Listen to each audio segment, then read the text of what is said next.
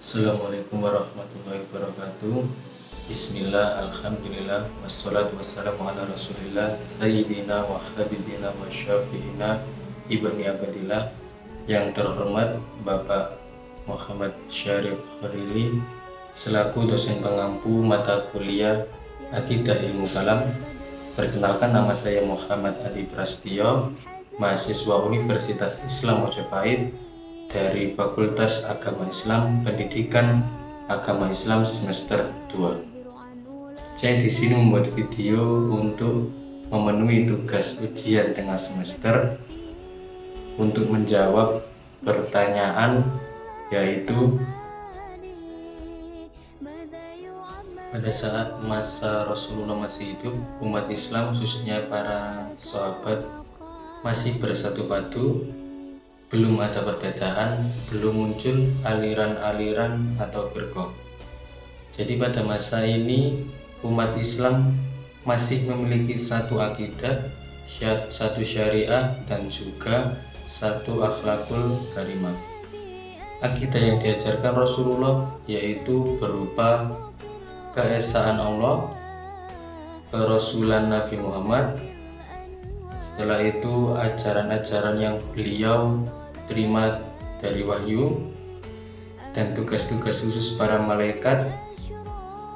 Setelah itu kehidupan surga dan juga neraka, serta keimanan, kepercayaan akan adanya qada dan qadar. Akidah di masa Rasulullah ini bersifat integral, di mana membahas ibadah dan juga akhlak.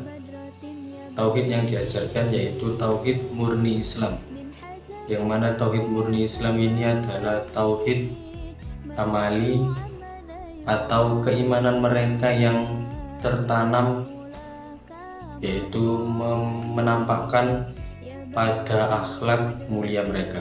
Pada masa Rasulullah ini, Rasulullah melarang para sahabat untuk muncul atau terjadinya perdebatan, karena perdebatan ini memicu suatu perpecahan.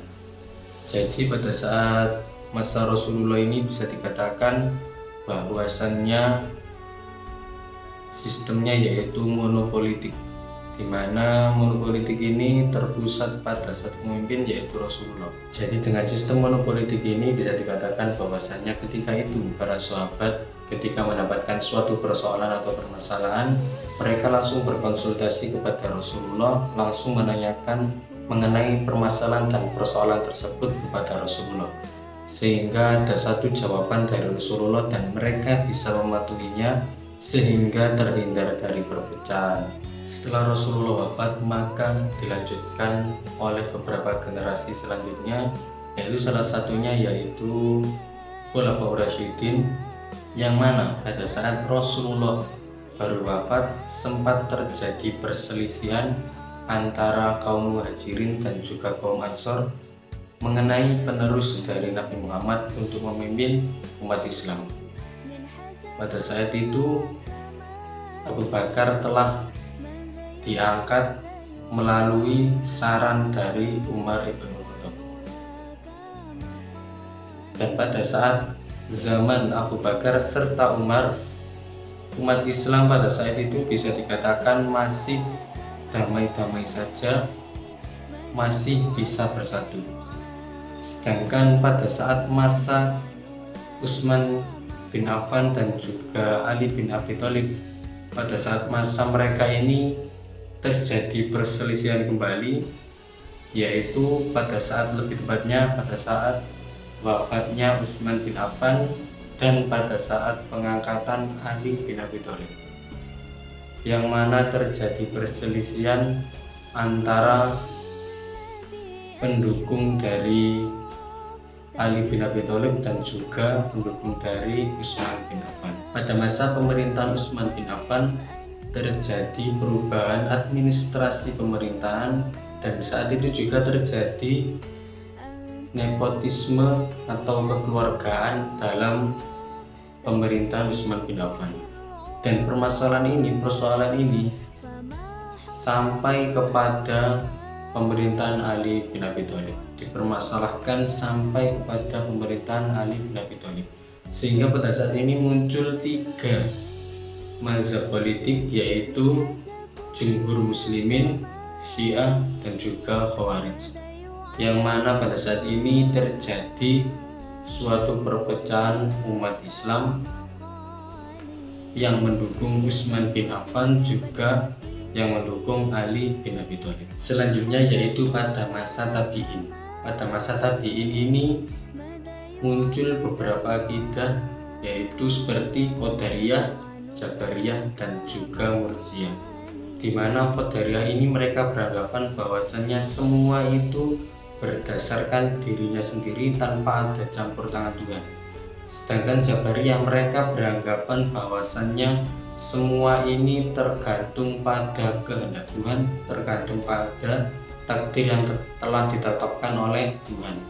Sedangkan Murji'ah mereka beranggapan bahwasannya hukum dunia itu tidak perlu, karena hukum akhirat yang paling adil. Jadi mereka menghapus hukum-hukum dunia seperti hukum kisos dan lain-lainnya. Dan yang terakhir adalah pada saat periode Imam 4 mazhab.